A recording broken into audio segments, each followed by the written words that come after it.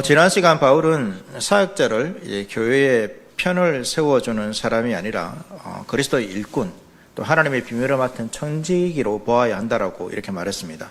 그러니까 사람의 판단, 우리가 어떤 마음속에 자기 법정이 있다고 말씀드렸는데 그것도 마지막이 아니고 주님 오시는 그날에 이 모든 것들이, 우리의 삶 모든 것들이 판단, 드러나는 날에 있을 것이다 라는 것들을 우리가 기억하며 살아야 한다는 것이죠. 바울은 오늘 말씀에서는 이제 어떤 이러한 기준들을 다시금 이제 고린도 교회를 향하여서 조금 더 강하게 지설적으로 그들의 모습들을 드러내고 있습니다. 이 고린도 교회가 지금 바울, 아볼로, 게바 이름을 붙들고 나누는 것은 단순한 어떤 취향의 문제 정도로 우리가 생각해서는 안 된다는 것입니다. 그 안에는 분명히 다른 마음이 있습니다. 바울은 그 마음들을 드러내면서 왜 어떤 마음들이 결국은 이들이 이러한 마음들, 갈라지는 마음을 가지게 했는가라는 것들을 오늘 말씀을 통해서 알려주고 있습니다. 6절 말씀 보겠습니다. 형제들아, 내가 너희를 위하여 이 일에 나와 아볼로를 가지고 분을 보였으니 이는 너희로 하여금 기록된 말씀 밖으로 넘어가지 말라 한 것을 우리에게서 배워 서로 대적하여 교만한 마음을 가지지 말게 하려 함이라. 바울은 다시 이제 자기 이름과 아볼로 이름을 가지고 이야기하고 있습니다. 이 이름을 다시 이제 언급하는 것은 계속 우리가 본 것처럼 이 이름들이 사람을 나누는 하나의 기준이 되었기 때문이죠. 사람들이 이 이름을, 그러니까 이들은 그렇게 이제 한 것이 아니지만 이 고린도 교회 성도들이 이들을 어떤 자리를 세우는 어떤 기준처럼 만들어 버렸기 때문에 다시 언급하는 것입니다. 지금 6절에서 다시 꺼내는 것은 문제를 더 키우는 것이 아니라 바울은 오히려 이제 이 말씀을 통하여서 이 자신들의 역할, 자신들이 어떤 기준들이 어느 정도밖에 될 수밖에 없는지를 이야기해 주고 있습니다. 나와 아볼로를 가지고 본을 보였다라고 이야기하는 거죠. 본입니다. 그러니까 자신이 어떤 모든 것의 기준이 아니라 어떤 분의 본입니다. 그러니까 이들이 한 것은 결국 말씀이고 예수 그리스도인데 이들이 보여준 것은 예수 그리스도의 본이라는 거죠. 그래서 이 본이기 때문에 이들의 모습은 예수 그리스도를 뛰어넘을 수 없습니다.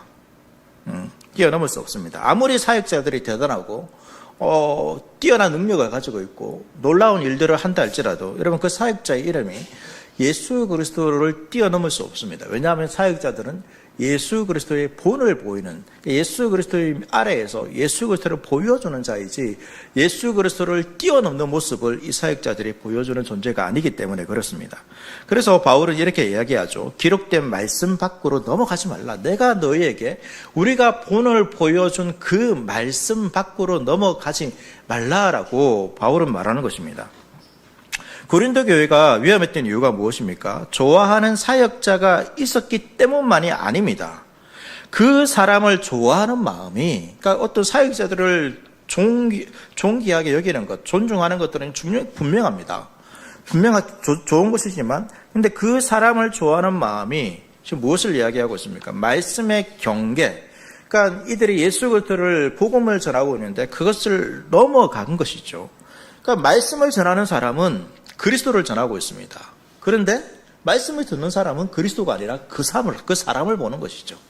그것이 문제였던 것입니다. 고린도 교회는 은혜의 통로였던 이 사람들의, 그러니까 이 사람이 가르치는 그 예수 그리스도, 손가락이 달을 가리키고 있으면 달을 봐야 되는데 손가락을 보는 겁니다. 그게 잘못된 것이죠. 그러니까 이 사람들이 바울과 게바와 이 아볼로가 예수 그리스도를 가리키고 있는데 예수 그리스도를 보지 않고 누구를 보고 있는 것입니까? 이 사역자들만 보고 있는 거죠. 거기에 자기 마음을 두고 있는 것입니다. 그래서 예수 그리스도를 쫓아가는 것이 아니라 사역자를 쫓아가면 내가 더 나은 존재가 될 것 같다. 그러한 생각을 가지고 있는 거죠. 분명히 처음부터 이상한 말은 아니었을 것입니다. 나는 바울에게 은혜 받았다. 이런 말이 나올 수 있겠죠. 할 수 있습니다. 아볼로에게 많이 배웠다. 이런 말 할 수 있습니다. 그런데 그 말이 어떻게 바뀌는 것입니까? 나는 바울 쪽이다. 나는 아볼로 쪽이다. 편을 가르면 거죠. 어떤 나에게 주어진 것에 대해서 나는 바울을 통해서 은혜를 받았다. 어떤 감사의 표현이 아니라 그것이 편이 되어버린다면 하나님 주신 것이 어떻게 됩니까? 나에게 문제가 되는 것입니다. 은혜가 아니라 자랑거리가 되어버리는 것이죠. 그래서 6절 보시면 바울과 아볼로는 그렇게 본을 보였는데 이들은 어떻게 합니까? 서로 대적하여 교만한 마음을 가지지 말게 하려 합니다. 그러니까 바울과 아볼로가 이 본을 보인 이유는, 그러니까 그러니까 우리가 그 선을 넘어갔지 않은 그러한 모습을 갖추게 하기 위해서 본을 보이는데 오히려 이들은 어떻게 합니까? 넘어가 버렸다는 거죠. 교만한 마음을 갖지 않기 위해서 우리가 그렇게 사역을 했는데 이들은 그렇게 된 것입니다. 교만한 마음 보시면 서로 대적하다. 그러니까 혼자만 커지는 것이 아니죠. 어떤 한 편이 다른 이름을 붙들게 되면, 다른 것들을 주장하게 되면 어떻게 됩니까? 다른 편이 생기게 되고, 그것은 어떻게 됩니까? 서로 교만한 마음이 되어서 대적하게 되는 것입니다. 그러나 바울과 아볼로는 그렇게 나누지 않았다는 거죠. 이 고린도 교회에 이렇게 와서 사역하면서 자신을 드러내지 않았습니다. 자신의 이름을 말하지 않았습니다. 그리스도를 말했습니다.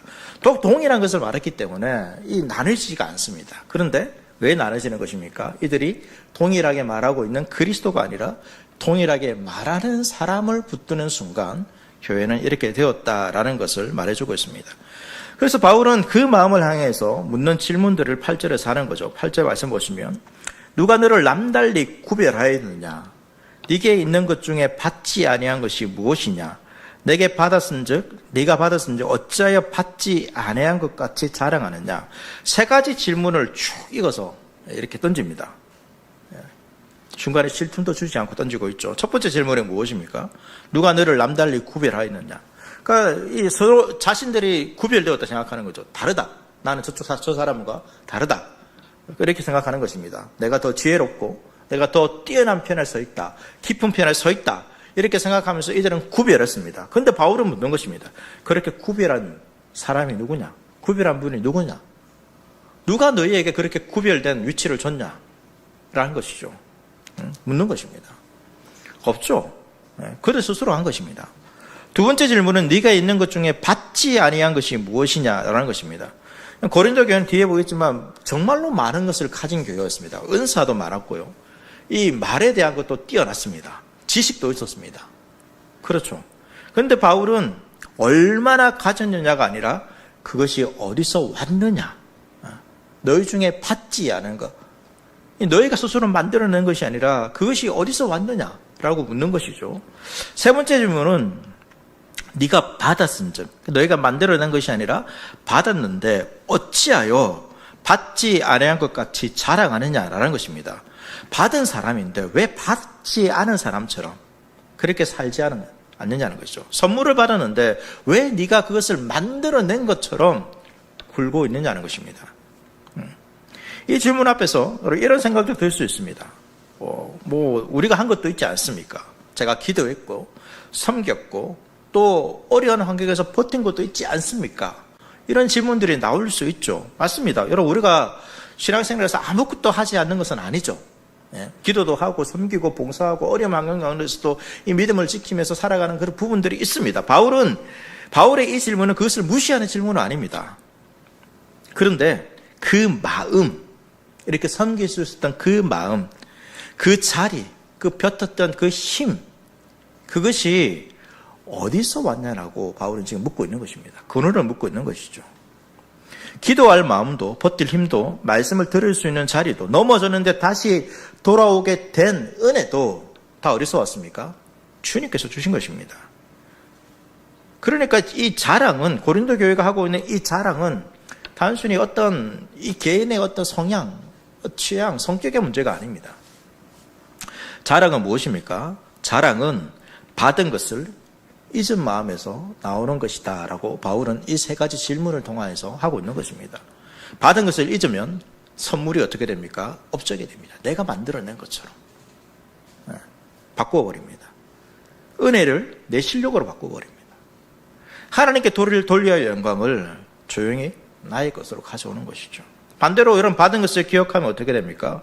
우리의 마음이 내려가죠. 내려갈 수밖에 없습니다. 내가 한 것이 아니기 때문에. 비록 내가 수고하고 내가 노력한 것이 있다 하더라도 그렇게 할 수 있게 된 그 권한이 주님께 있기 때문에 우리는 교만하지 않고 겸손하게 될 수 있는 것입니다. 그리고 뭐가 빠집니까? 자랑이 사라지고 감사가 나오는 것이죠. 감사가 나오는 것입니다. 그런데 받은 것을 잃으면 마음이 올라가는 것입니다. 고린도 교회 성도들 좀 올라갑니다.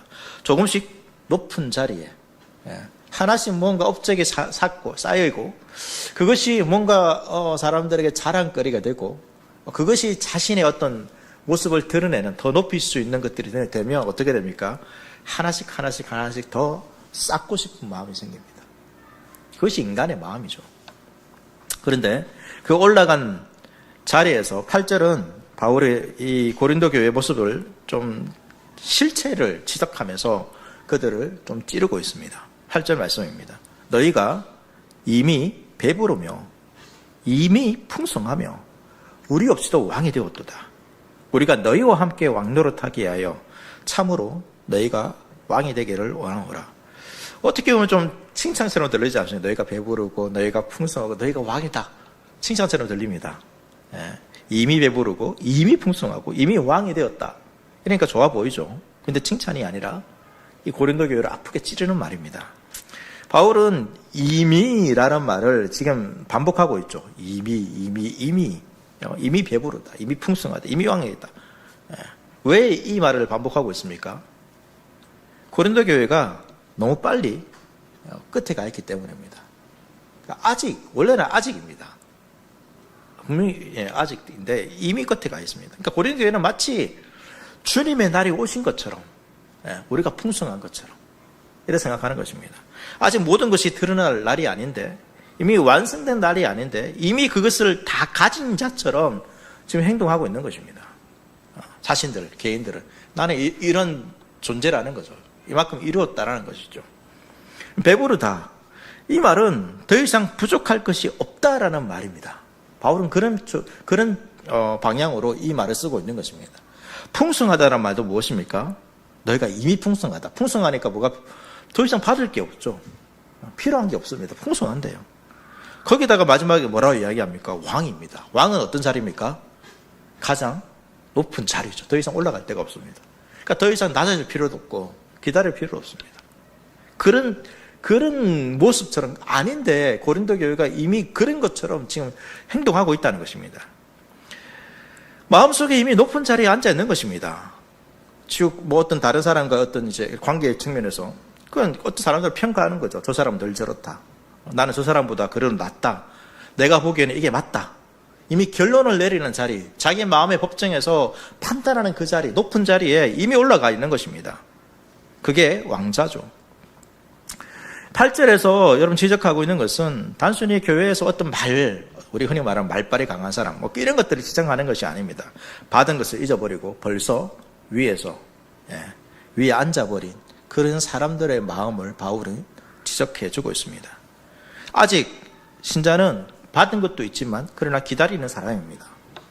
이미 다 가진 자처럼 행동해서는 안 되는데 이들은 그렇게 행동하고 있는 것이죠. 그리고 8절 한마디가 더 있죠. 뭐가 있냐면 우리 없이도 라고 있습니다. 우리 없이도. 이 말은 무엇입니까? 사도가 사라진 것입니다. 이들의 가르침이 사라진 것입니다. 고린도 교회는 사도들이 정한 십자가의 복음으로 여러분 세워졌죠. 그런데 우리 없이도, 이 말은 뭐죠? 사도의 가르침, 사도들이 걸어간 그 길을 빼고 영광만을 지금 붙들고 싶어 하는 것입니다. 십자가를 들었는데 낮아지면 싫습니다. 복음을 받았는데 약하면 싫은 것입니다. 그 결과만 추구하는 것이죠. 우리 없이도. 그러면서 바울은 또 약간 이제 이런 말도 붙이고 있습니다. 참으로 너희가 왕이 되기를 원하노라. 앞에 왕을 좀 비판하고 있는데 너희가 왕이 되기를 원한다. 이게 좀 말이 안 맞는 것은 보이지 않습니까? 그러니까 이 뒤에 이 왕이 되기를 원한다라는 것은 비꼬는 말이 아닙니다. 이것은 성도에게 장차 이 그리스도와 함께 나타날 그 영광의 왕노릇 할 그것을 이야기하고 있습니다. 그래서 바울은 우리 없이 왕이 되는 것이 아니라 우리와 함께 왕이 되기를 원한다는 거죠. 우리와 함께 왕이 되기 원한다는 것은 무엇입니까? 그냥 자랑하고 어떤 세상적인 관점에서 내가 높아지는 그런 왕이 아니라 우리가 가르치고 우리가 본을 보였던 것처럼 우리가 본을 보이는 그 그리스도처럼 같이 그 십자가의 길을 감을 통하여서 장차 임할 그 왕을 우리가 원하는데, 근데 고린도 교회는 그 왕이 아니라 지금 세상에서 사람들이 인정해주는 높아지는, 교회 안에서 사람들이 어떤 세상의 기준으로 판단해서 높아지는 그러한 것들을 추구하고 있기 때문에 바울은 이 말을 하는 것입니다. 그렇게 왕이 되지 말자.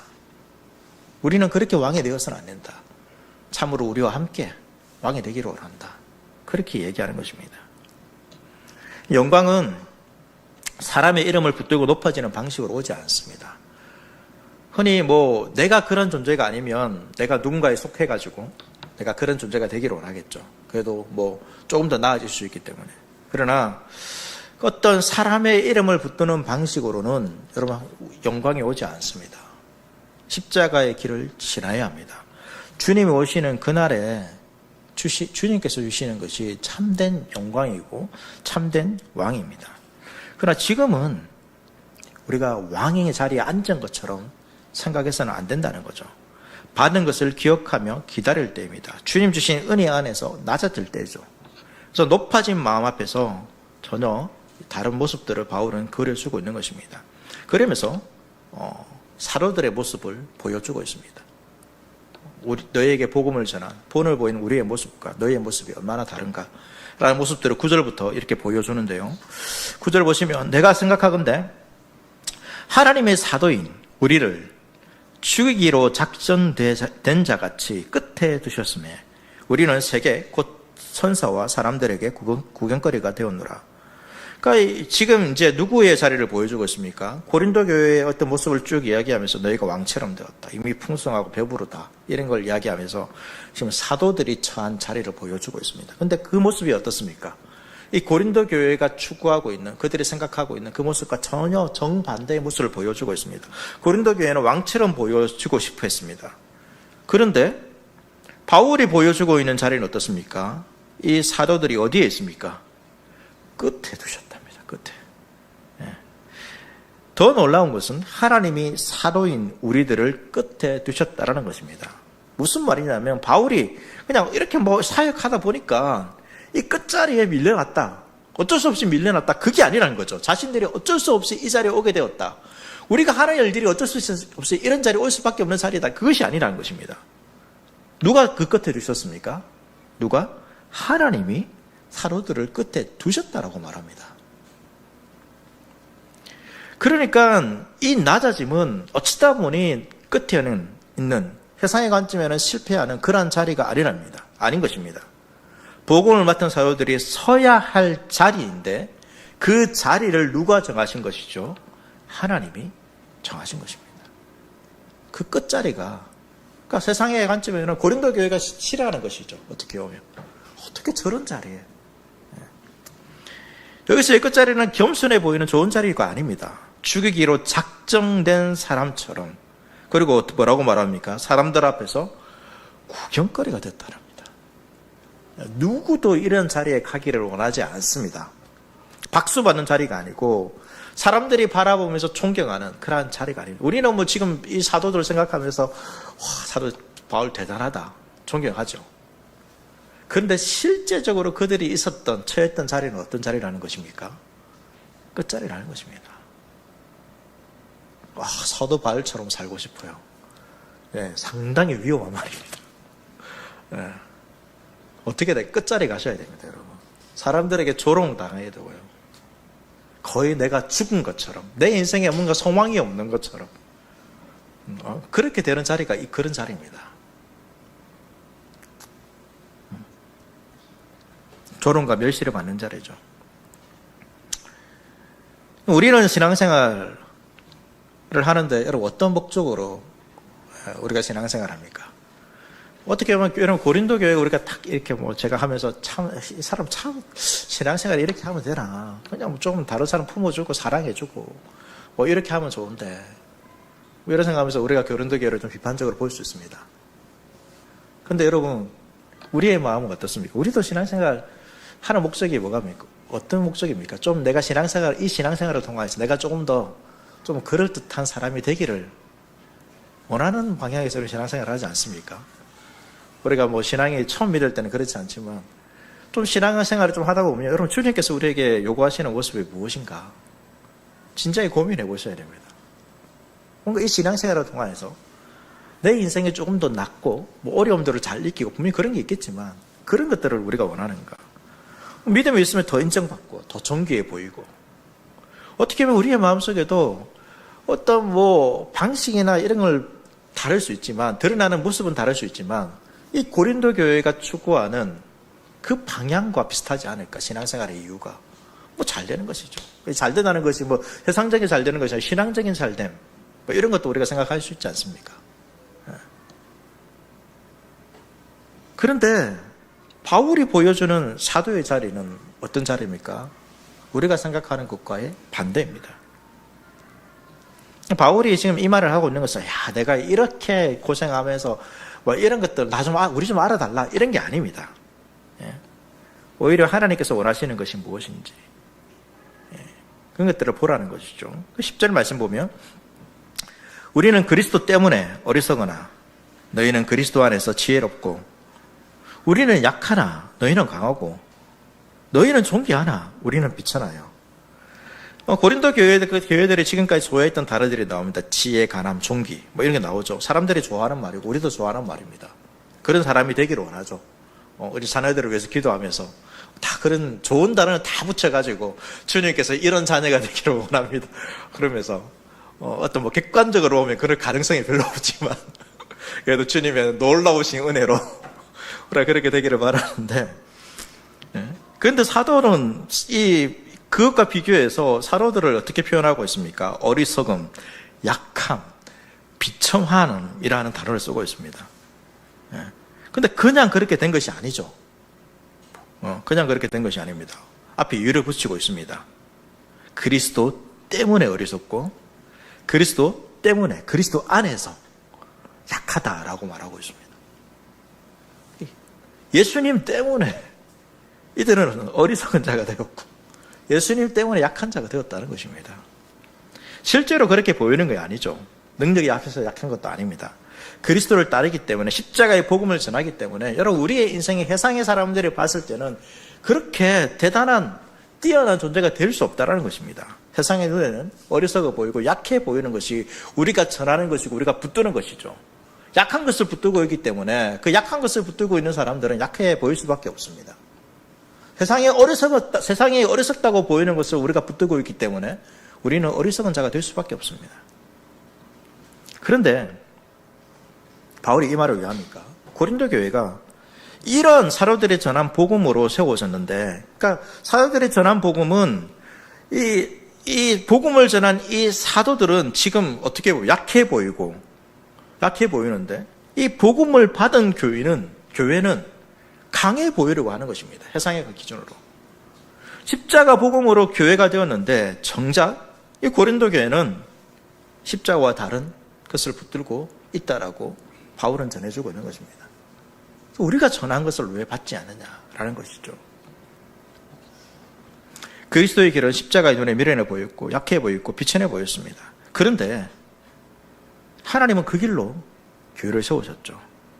우리를 세우셨습니다. 그렇기 때문에 이 사도들의 낮아짐은 실패입니까? 실패가 아닙니다. 그들이 전한 복음의 모양이 그들의 삶에 새겨지고 있는 것입니다. 그리고 사도들이 낮아지는데 그 낮아짐은 말뿐만이 아니었죠. 11절 말씀에 바로 이 시각까지, 바울이 편지를 적고 있는 시각이라고 볼 수 있습니다. 이 시각까지 바울이 어떻게 되었습니까? 줄이고 목마르며 헐벗고 매맞으며 정처가 없고, 단순히 어떤 내가 이런 고생을 하고 있다 이런 목록담이 아닙니다. 8절과 정반대의 그림이 놓여있죠. 8절에서 고린도 교회는 뭐라고 말하고 있습니까? 이미 배부르다. 근데 11절에서 사도들은 줄이다. 고린도 교회는 이미 풍성하다 했는데 바울은 뭐라고 말하고 있습니까? 목마르고 헐벗다. 고린도 교회는 이미 왕이 되었는데 이 사도들은 어떻게 되어 있습니까? 매맞고 정처 없이 떠돈다라고 말하고 있습니다. 그러니까 바울은 우리가 이렇게 힘들다 하면서 자기 고생을 늘어놓는 것이 아닙니다. 너희가 붙들고 있는 그 왕노릇과 우리가 걷고 있는 이 사도의 길이 지금 얼마나 다른지를 보여주고 있는 것입니다. 우리는 어떤 길을 걷고 있습니까? 12절 또 수고하여 친히 손으로 일하며 모욕을 당한 즉 축복하고 박해를 받은 즉 참고 복음을 전하면서 스스로 노력했습니다. 또 모욕을 당할 때는 어떻게 됐습니까? 모욕을 갚지 않았습니다. 축복했죠. 박해를 받았을 때에 같이 무너지지 않았습니다. 참았습니다. 이것은 단순히 그냥 성격이 좋아가지고 참은 것이 아닙니다. 사도들이 전한 십자가가 말에만 있지 않고 그 삶에 있었던 것이죠. 모욕을 모욕으로 갚지 않는 자리에서, 박해 앞에서 무너지지 않는 자리에서 그 복음의 모양이 사도들에게서 삶으로 드러난 것입니다. 거기서 더 내려갑니다. 14절. 비방을 받은 즉 권면하니 우리가 지금까지 세상에 더러운 것과 13절입니다. 더러운 것과 만물의 찌꺼기같이 되었도다. 세상의 더러운 것과 만물의 찌꺼기랍니다. 찌꺼기. 정말로 여러분 좀 그렇지 않습니까? 누가 나보고 너는 찌꺼기야. 남은 음식도 아니고 찌꺼기야. 그러면 여러분 기분 좋습니까? 넌 찌꺼기 같은 인생을 살고 있구나.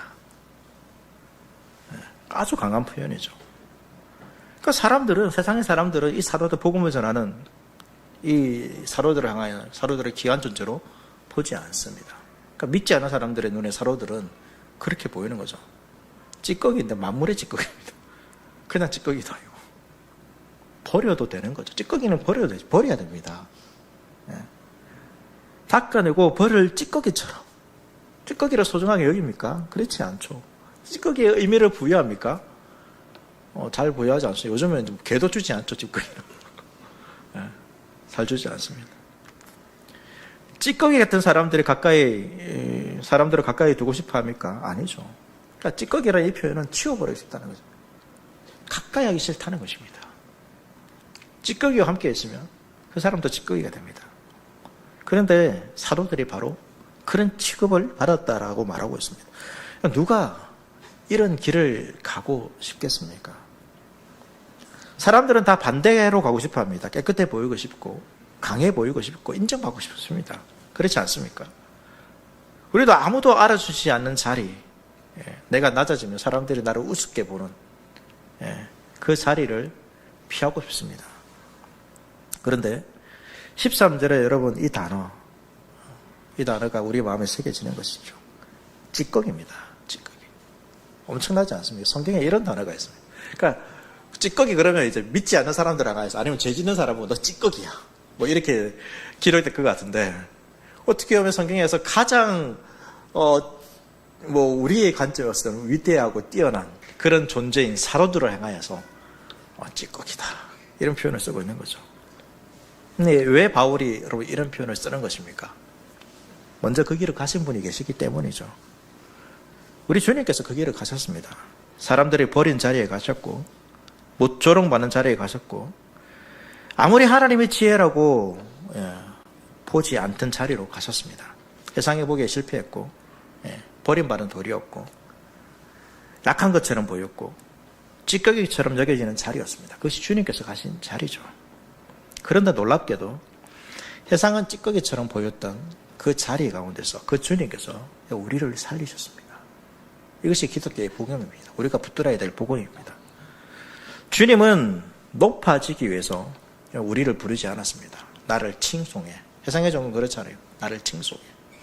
높아지기를 원합니다. 그 신은. 그런데 그 주님은 낮아지심으로 우리를 살리셨습니다. 멸시받고 버림받는 자리까지 가셔서 자랑으로 부풀어 오른 우리를 다시 살리셨습니다. 우리는 그런 존재였죠. 자기를 드러내고 자랑하고 인정받기 원하고 그런 존재였습니다. 우리는 왕처를 안고 싶어 합니다. 제 아들이 그래서 예수님 죽기 가까운 그때까지도 어떻게 합니까? 누가 높은 자리에 올라갈 것인가? 싸우고 다투죠. 오늘날 교회도 그렇지 않습니다. 우리 애가 교회에서 신앙생활할 때 모두가 낮아지려고 하면 여러분 우리가 다툼이 있을까요? 다툼이 있지 않겠죠. 우리가 그렇게 대단한 것은 아니지만 그래도 높아지려는 마음들이 각자에게 있기 때문에 그런 것이죠. 주님은 종의 자리로 가셨습니다. 우리는 인정받고 싶어 하지만 주님은 조롱받는 자리로 가셨습니다. 우리는 책임을 피하고 싶어 하지만 주님은 우리의 죄를 자기 몸에 지고 십자가로 가셨습니다. 정말로 피하고 싶으셨지만 그러나 우리를 사랑하는 마음으로 십자가에서 아버지에게 버림받는 자리까지 가셨습니다. 그럼 이것을 기억하면 어떻게 됩니까? 자랑이 멈춥니다. 그러니까 바울은 우리는 이렇게 고생하는데 너희는 왜 그렇게 높아지려고 하냐? 그러니까 서로 사람과 사람을 비교하면서, 그러니까 그렇게 되면 결국 어떻게 됩니까? 이 바울도 좀, 그러니까 우리가 더 뛰어나다. 이런 것밖에 되지 않잖아요. 똑같이 나눠지는 것입니다. 바울은 그 이야기 하는 것이 아니죠. 바울이 우리가 왜 이렇게까지 가느냐? 그리스도 때문이라는 거죠. 그 그리스도께서 우리를 위해서 행하신 그 일들을 생각하면 우리가 만물의 찌꺼기가 된다 할지라도 그 길을 갈 수 있는 것입니다. 자기를 자랑하기 위해서가 아니라 우리가 너희에게 그 전한 복음이 어떤 복음이냐라는 것을 바울은 이 고린도 교회에게 다시금 알려주는 것입니다. 그래서 그것을 기억하라는 거죠. 받은 것을 기억하라는 것입니다. 받은 것을 기억하면 자랑이 아니라 감사가 남습니다. 그리고 그 감사가 다시 우리를 어떻게 합니까? 섬김의 자리로 데려가는 것이죠. 말씀을 정리하겠습니다. 바울의 질문이 남습니다. 무엇을 받지 않았습니까? 무엇을 받지 않았습니까? 받지 않은 것이 있습니까? 내가 가진 은사, 경험, 지식, 맡은 자리, 섬겨온 시간, 받은 인정 가운데서 하나님께 받지 않은 것이 여러분 무엇이 있습니까? 내가 뭔가 이루었다. 이런 생각들이 결국 자랑입니다. 우리의 인생 가운데 여러분 그런 순간이 올 수 있습니다. 누가 내 수고를 몰라주거나 내 말이 받아들이지 않아서 마음이 상하거나 속으로 이미 누군가를 판단하고 싶을 때가 있을 것입니다. 그때 우리는 이 질문을 해야 하는 것입니다. 내가 가진 것 가운데 정말 하나님께 받지 않은 것이 무엇인가? 이 질문은 우리를 부끄럽게 만들기 위한 질문이 아니죠. 다시 은혜의 자리로 부르는 그런 질문입니다. 내가 다 만든 것이 아니고 내가 다 지켜낸 것도 아니며 내가 여기까지 나를 데려온 것도 아닙니다. 주님이 주셨고 주님이 붙드셨습니다. 주님이 여기까지 데리고 오셨습니다. 이 사실을 기억하면 사람의 이름으로, 나의 이름으로, 나의 능력으로 나를 증명할 필요가 없습니다. 사람의 평가 앞에서 나를 세울 필요가 없습니다. 누가 나를 이렇게 말하네. 그렇게 할 필요가 없다는 것이죠. 결국 그게 흔들린다는 것은 어떤 사람의 기준, 그 자랑이 자신의 어떤 기준이 되어버리는 것입니다. 하지만 내게 맡겨진 모든 것, 내게 주어진 모든 것이 주님의 선물이라면 그것은 자랑이 아니라 감사와 섬김이 될 수 있고 또 더 나아가 우리의 인생이 때로는 만물의 찌꺼기처럼 세상에서는 아무 가치 없는 것처럼 여겨진다 할지라도 그것이 주님께서 보내신 자리라는 것을 우리가 인식하게 되면 그것이 주님의 은혜로 생각하고 감사로 살아갈 수 있는 것입니다.